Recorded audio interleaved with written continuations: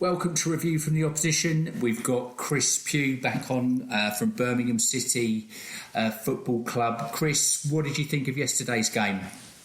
Yeah, thanks Henry for having me back on. I think we were speaking before. I think it's always nice when you preview a game and it goes exactly as you thought it would do.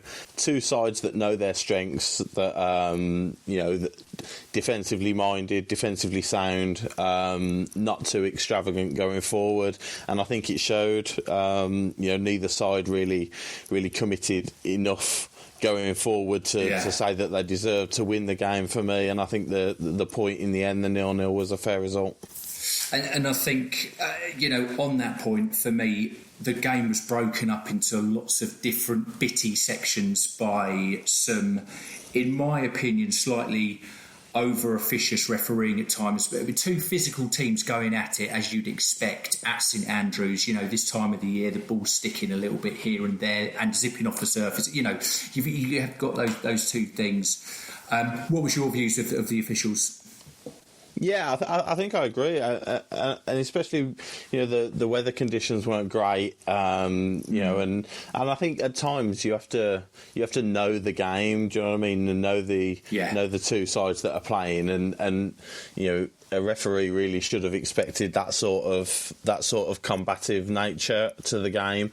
But like you say, I think giving cheap free kicks every 30 seconds apart, there weren't many creative players on the pitch. But when you're making it so stop-start, it's very, very difficult to get the creative juices flowing, isn't it? And get some rhythm and momentum in the game. And it really became about a fixture of, could you score from a set piece effectively? Exactly. And I think that's it. Most of the chances came from that. Although I would say, if you had to give me Birmingham's best play of the game, would it be the build-up to that missed chance in the first half? Was the player called Jerek? Is it? Djukovic. Yeah. I think probably that was. Yeah, we had a couple of decent moments in the first 10 minutes. Passing the ball around nicely, but then Millwall came back into the game. But I think that move down the right hand side, bit of an overlap. Yeah, that was it. And then I think it was Max Collan, the right wing back, who put the cross in. And that really, the disappointing thing for Blues is that's really Djukovic's bread and butter. Getting in unmarked in the box and getting powering a header into the back of the net. That's really his game. So to get into that position, but unfortunately miss the target was disappointing. And then as you say, really the rest came from set pieces. To be fair. And if you had to pick either a player who sort of slightly stood out from Millwall's perspective, or if you had to pick out a particular play, potentially the overhead kick with a couple of minutes to go by Murray Wallace, the Scunthorpe Maradona. Is there anything that stands out for you? Yeah. I think ultimately that overhead kick from the free kick from Wallace, that was, I think that was the closest Millwall came to scoring. And to be fair, having nothing to do, Etheridge made a pretty good save late on. But it's difficult to when nobody really steals the show, it's tough to name a standout player, isn't it? But I think similarly to Blues, really the positive for Millwall should be that you came away an away game with a point in the Championship, with a clean sheet as well. So it's testament to the setup Rowett's got there, that you can keep going away from home and picking up points and keeping clean sheets. It's very good. I mean, I think any other season, if we weren't coming off the back of 4 draws, you'd take a point at St Andrews, especially if you're on the wall. Like I said, our record at St Andrews over the years, historically, has been very poor. I think I've been there in person 3 or 4 times and never seen us win. I missed the two victories we had a couple of years ago. Okay. Was there for the 1-1 last season. Was there actually? back in 1996, I think you and us were first and second, and we had an encounter, quite a feisty encounter at St Andrews, when we were wearing a green and white half and half strip, and you were wearing a blue kit, very much like what I think you might have been sponsored by Auto Windscreens at the time, but I remember that was a two-all draw. That being obviously there were more goals than that, but it had that sort of feel. Fantastic. Yeah. Like I say, I think ultimately, although the substitutions were there to try and change the game, it never really felt like it was going to. We only made the one change, so it was pretty evident that Karanka was happy with the way things were going, and that he didn't want to risk changing it. And as I say, I don't think Rowett in the position Millwall are in wanted to risk losing the game as well. Yeah, I think that's something he touched on his post-match press conference as well. I think both managers sort of said, actually, it's not a bad result. Yeah. So, look, thank you so much for coming on and talking to us. It's been fantastic to catch up with you. Hopefully, hope to speak to you later on in the season. Yeah, absolutely. Pleasure. Look forward to it, and good luck for the rest of the season. Yeah, well, and you as well. Let's hope that both of our fortunes take a turn for the better, and we meet each other in the playoffs again, and we can get that Stern John off our back.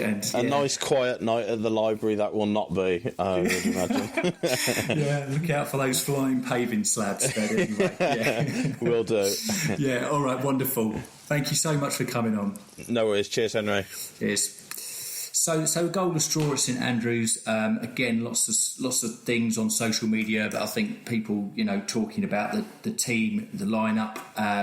It's interesting to see that if, in my opinion, our best performance this season was at Preston away.